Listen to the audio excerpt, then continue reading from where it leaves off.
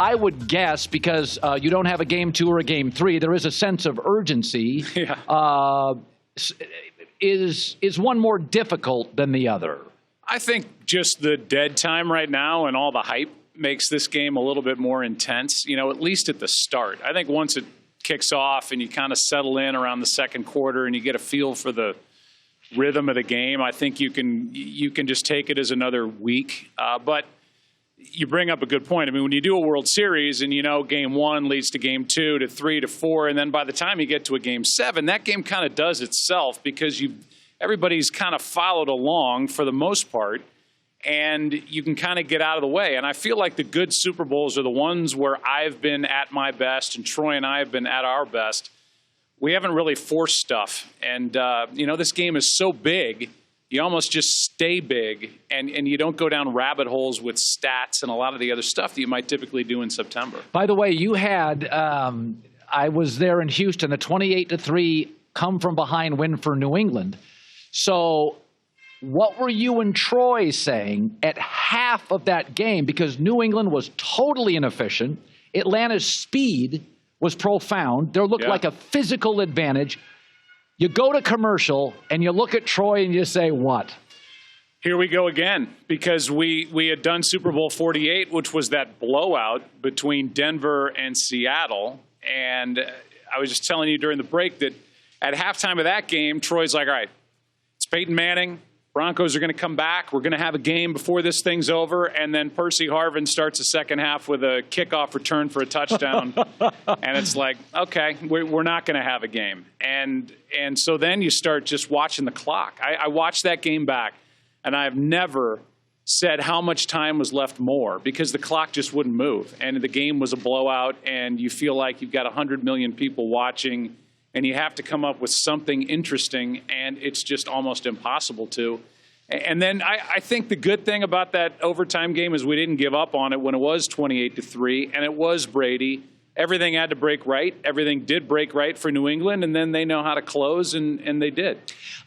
You are, and your father are two of, and I'm somebody who studied as a kid in rural Washington State.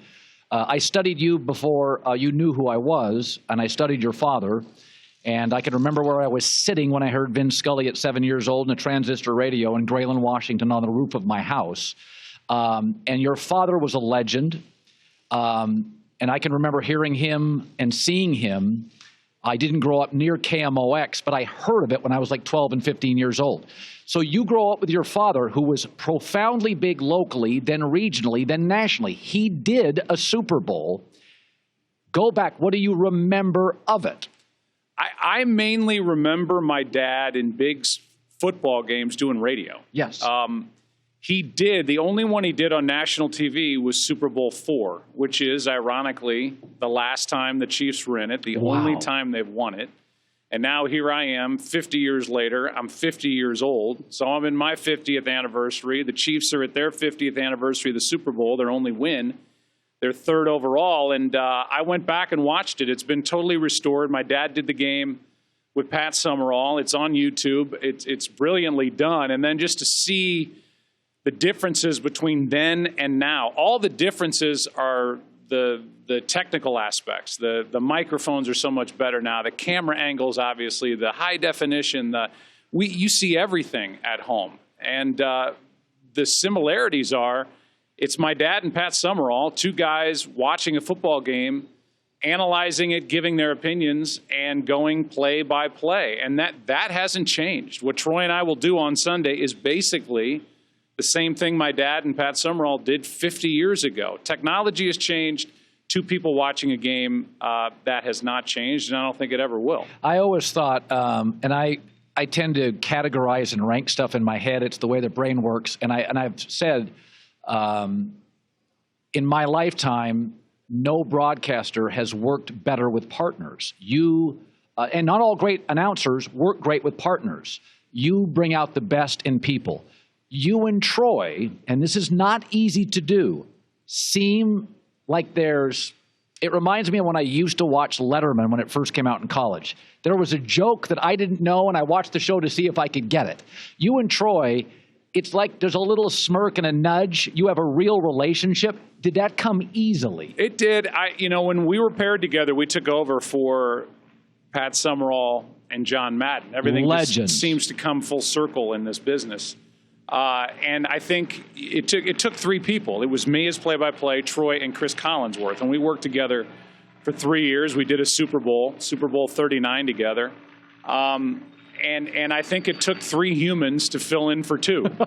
And that was more. Chris and Troy are very different. They're both tremendous at what they do, and they were both great players, and Troy's in the Hall of Fame, and he's won 3 Super Bowls.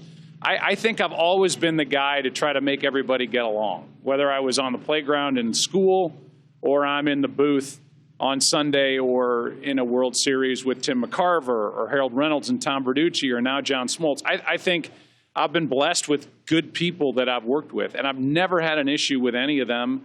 I feel like I'm only as good as we are good, and I feel, the other person thinks the same about me. So I root for him. He roots for me.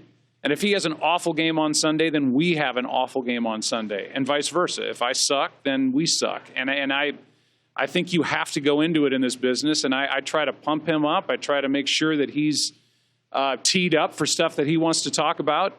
And if there's something that I want him to hear me say because I know he wants to take it in a certain direction, I'll literally just grab him by the arm and make sure he's listening to me and not talking to the producer.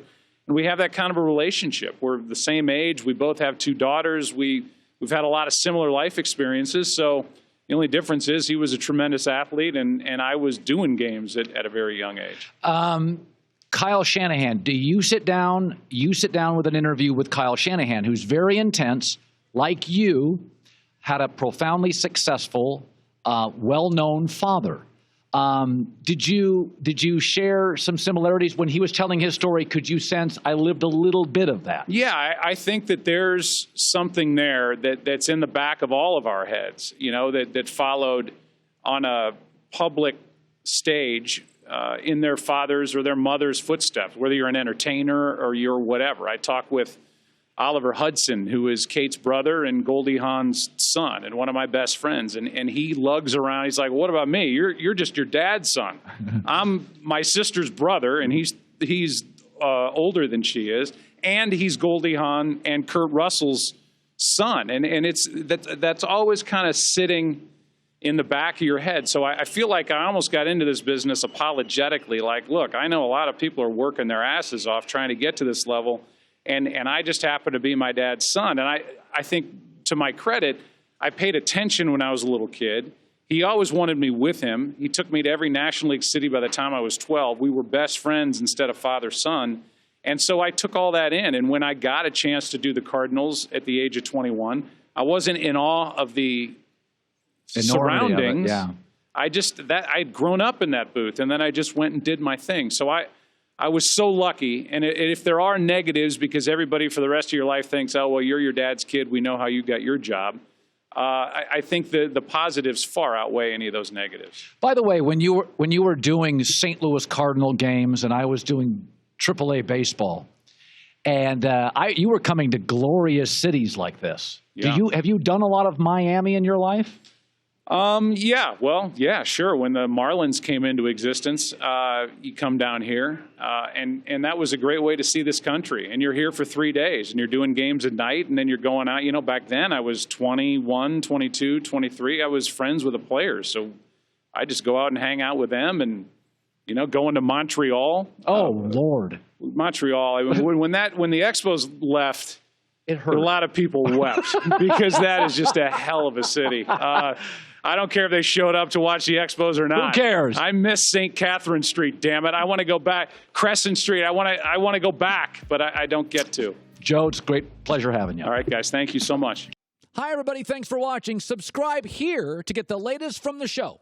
Also, be sure to check out more of the best clips from The Herd or go watch a few segments from other shows on FS1.